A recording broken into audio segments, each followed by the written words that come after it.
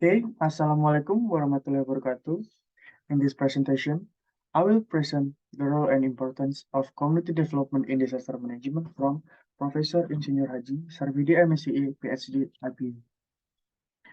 Ya, di sini identitas saya sendiri yaitu Wisangini Paramesa Hidayat dengan NIM saya yaitu 219438. Saya merupakan mahasiswa pascasarjana S2 Universitas Indonesia dengan prodi Manajemen Rekayasa Kegempaan, Fakultas Teknik Sipil dan Perencanaan.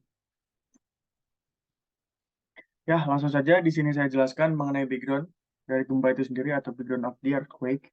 Yang pertama, ada event of the universe and the solar system, yaitu di sini menjelaskan mengenai peristiwa dari alam tersebut. Yang kedua itu ada dinamika dari perut dan kerak bumi.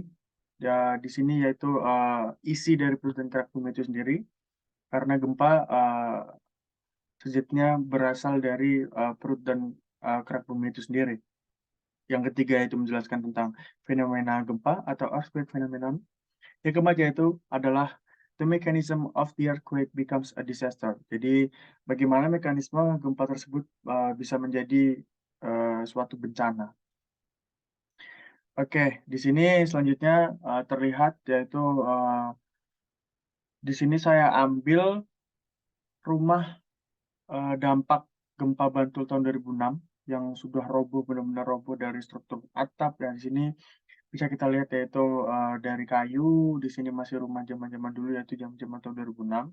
Nah, di sini jelaskan yaitu disaster damage component and their recovery. Jadi eh, komponen-komponen apa saja yang terkena dampak,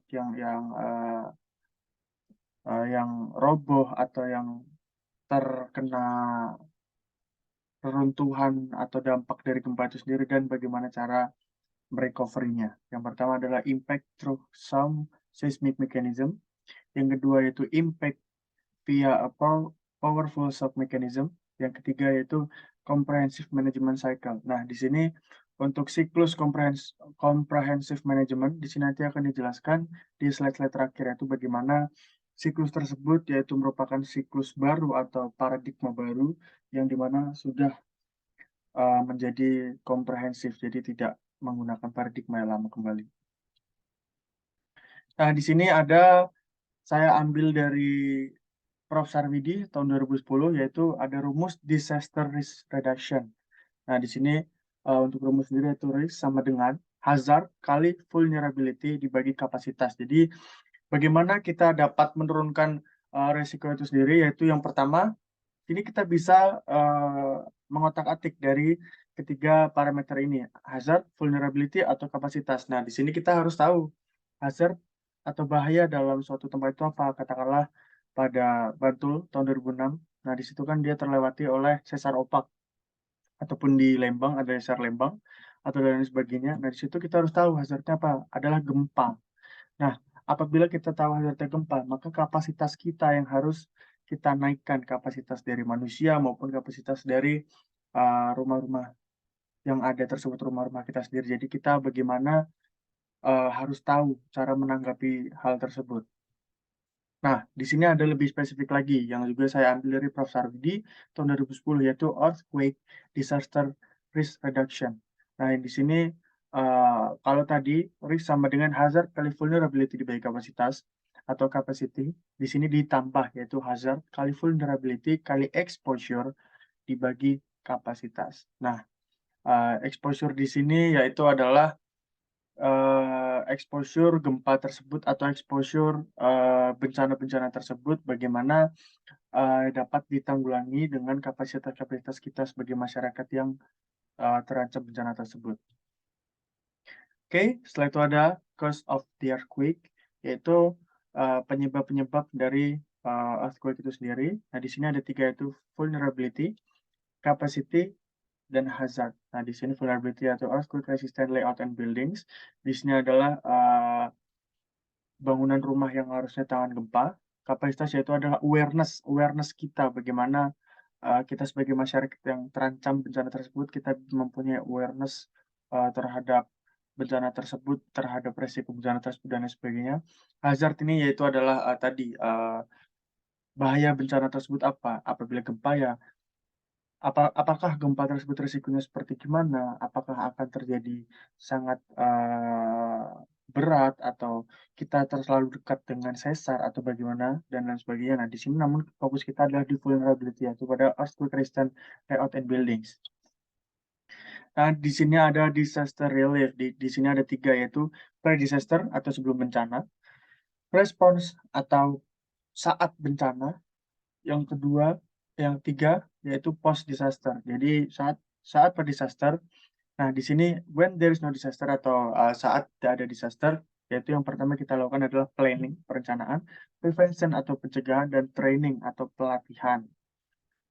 Setelah itu ada when there is a disaster, yaitu apabila, di situ terdapat bencana, yaitu kita lakukan mitigasi dan early warning. Jadi early warning di sini bisa, ya kita bisa melihat BMKG, bisa melihat berita-berita yang ada, BPBD, BNPB, dan lain sebagainya, instansi-instansi terkait, instansi, swasta maupun pemerintah yang membantu ataupun relawan-relawan, di sini kita bisa memantau sendiri untuk, mitigasi dan early warning-nya.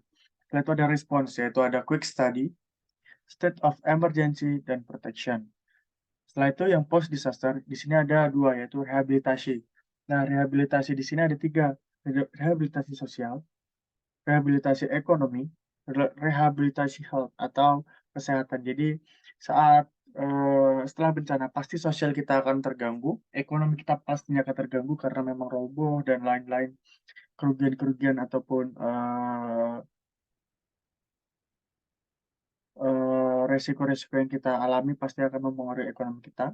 Setelah itu ada kesehatan, jadi di sini kan pasti kita, apabila rumah kita rubuh, apabila ekonomi kita turun, maka kualitas kesehatan kita juga pasti akan menurun juga karena memang, turunnya ekonomi akan menurunkan juga tingkat kesehatan kita. Nah, sehingga, hal ini perlu direhabilitasi. Setelah itu ada reconstruction environment. Jadi di sini lingkungan kita yang telah terdampak ini harus segera direkonstruksi agar menjadi bangunan yang layak untuk kita tinggali kembali. Nah, setelah itu di sini ada earthquake victims. Nah, korbannya di sini apa sih? Nah, di sini ada human dan non-human, yaitu manusia dan non-manusia. Yang pertama, kemungkinannya yang manusia seperti kita tahu meninggal atau tidak meninggal.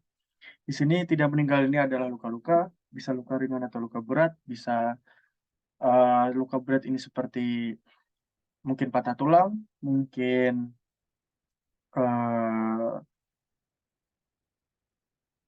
kulitnya robek karena terkena reruntuhan, dan apabila luka ringan ini ya seperti, eee, lecet dan lain sebagainya. Nah, non-human ini adalah physical dan physical. Physical ini apa? Adalah, keruntuhan rumah, rumah kita yang roboh, jalan-jalan yang, roboh, jalan-jalan yang retak akibat pergeseran gempa, dan non-physical ini adalah ekonomi kita, kesehatan kita, dan lain sebagainya. Di sini adalah penjelasan, yang sebelum tadi yaitu comprehensive disaster management. Nah, di sini adalah, siklusnya. Yang pertama ada prabencana, saat bencana, pasca bencana. Apabila tadi yang sebelumnya saya jelaskan yaitu pre-disaster, when there is a disaster, and then post-disaster. Nah, di sini prabencana itu ada 3, yaitu pencegahan, mitigasi, dan kesiapsiagaan. Saat bencana itu ada tanggap darurat, pasca bencana itu ada rehabilitasi dan rekonstruksi. Di sini saya ambil, sumber terbaru dari PPID Bogor tahun 2022. Nah, di sini ada, build back better and safer. Jadi kita bagaimana membangun, lebih baik dan lebih aman. Jadi build back better, and safer atau DRR. Nah, di sini yang pertama ada input jitu pasna, consequence, damage and loss. Dan dia mempunyai impact juga, yaitu yang pertama ada economics and fiscal, yang kedua itu social and cultural. Dan juga dibutuhkan needs, yaitu development and replacement. Yang kedua ada proses. Nah, proses di sini yaitu yang pertama proposal, kita mengajukan proposal, setelah itu ada verification, setelah itu setelah verifikasi ada budget alokasi, alokasi budget kita untuk apa-apa saja. Yang keempat adalah reporting and implementation. Jadi kita harus, mengimplementasi dan melaporkan hal tersebut, dan juga yang kelima adalah monef. Setelah itu, output dan juga outcome, dan barulah masuk ke impact seperti itu. Jadi akan impact ini diharapkan better and safer itu tadi. Nah, di sini juga ada mengenai paradigma. Nah, di sini mengacu kepada Law UU nomor 24 tahun 2007 atau Law number 24 years 2007. Di sini mengenai disaster atau kebencanaan. Di sini ada old paradigma, yaitu yang pertama disaster management itu siklusnya adalah incidental, fokus on emergency response dan sektor. Nah, di sini karena dia old paradigma, jadi dia dianggap sebagai langkah yang konstruktif sehingga bagaimana caranya instansi-instansi masyarakat, instansi-instansi pemerintah bekerja sama untuk membangun paradigma baru. Jadi paradigma yang dianggap sebagai paradigma invested activity atau yang merupakan investasi, yaitu disaster management, yaitu yang antisipatif, yaitu pre-disaster, komprehensif, dan integrated. Jadi di sini bisa kita lihat kalau old paradigm, jadi hanya berfokus pada emergency response. Jadi saat bencana ataupun pasca bencana. Jadi saat new paradigm ini kita harus berfokus kepada sebelum bencana. Jadi ini adalah lebih investasi sebelum terjadinya bencana, kita sudah mengantisipasi hal tersebut. Jadi hal inilah dianggap aktivitas yang sangat investasi seperti itu. Oke, setelah itu ada Regulation of Rehabilitation and Reconstruction. Di sini ada UU nomor 24 tahun 2007, seperti yang saya jelaskan tadi, yaitu ada the people in charge of disaster management are the government and regional government. Jadi government ini seperti BNPB, regionalnya seperti BPBD dan lain sebagainya, ataupun relawan-relawan organisasi masyarakat. Dan juga central level coordination by BNPB and regional level by BPBD. Nah, di sini harus ada komunikasi yang baik antara regional level dan central level sehingga mereka apabila mencari bantuan saling membantu satu sama lain, itu tidak miskomunikasi seperti itu. Setelah itu ada peraturan pemerintah. Yang pertama ada PP nomor 21 tahun 2008 dengan nama penyelenggaraan PB, penanggulangan bencana. Yang kedua itu ada PP nomor 22 tahun 2008 yaitu pendanaan dan pengelolaan bantuan. Yang ketiga itu ada PP nomor 23 tahun 2009 yaitu peran serta lembaga internasional.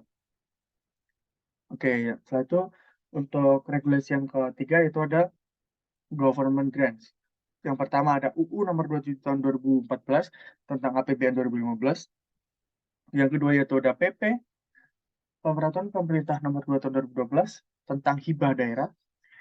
Yang ketiga yaitu adalah Peraturan Menteri Keuangan nomor 188 garing PMK 07 garing 2012. Setelah itu ada PMK nomor 162 garing PMK 07 garing 2015. Setelah itu ada peraturan dari Head of BNPB, yaitu yang pertama ada Perka BNPB nomor 17 tahun 2010 tentang pedoman penyelenggaraan RR. Setelah itu ada Perka BNPB nomor 15 tahun 2011 tentang Jitu Pasna. Setelah itu ada Perka BNPB nomor 5 tahun 2016 tentang Monet. Setelah itu yang terakhir ada Perka BNPB nomor 4 tahun 2015 tentang pelaksanaan hibah, rehabilitation and reconstruction. Oke, di sini ada disaster brief report. Nah, di sini ada langkah-langkah apa saja sih isinya untuk laporan-laporan bencana tersebut. Yang pertama ada cause of disaster. Penyebab bencana itu apa sih? Apakah gempa 8 skala Richter atau 6 skala Richter atau 5, kedalaman berapa dan lain sebagainya. Setelah itu ada impact of disaster, dampaknya apa pada lokasi tersebut, apakah sudah terjadi korban jiwa berapa atau rumah yang roboh berapa. Setelah itu ada next strategi. Jadi strategi yang digunakan oleh pemerintah atau strategi yang akan dilakukan oleh pemerintah setempat ataupun yang dikoordinasikan oleh lembaga-lembaga atau organisasi masyarakat relawan, itu apa strategi selanjutnya yang digunakan untuk mengurangi resiko, itu harus tercantum pada laporan. Setelah itu ada post earthquake handling. Jadi ada setelah gempa tersebut kita harus menghandle seperti apa. Nah, di situ harus tercantum jelas laporan agar masyarakat secara terbuka dapat melihat apa saja strateginya, apa saja, yang akan di-handle sehingga masyarakat seperti, masyarakat awam bisa membantu melancarkan strategi tersebut, melancarkan, handling tersebut sehingga berjalan dengan baik dan masyarakat mendapatkan dampak baiknya. Baik, mungkin seperti itu. Thank you. Nah, di sini saya, credits untuk Prof. Insinyur Haji Sarwidi MSc, PhD, IPU for the lecture materials. Thank you, dan semoga bermanfaat untuk, teman-teman semua, mengenai rehabilitasi, construction, maupun, pengembangan masyarakat mengenai kebencanaan, khususnya kegempaan. Baik, terima kasih. Wassalamualaikum warahmatullahi wabarakatuh.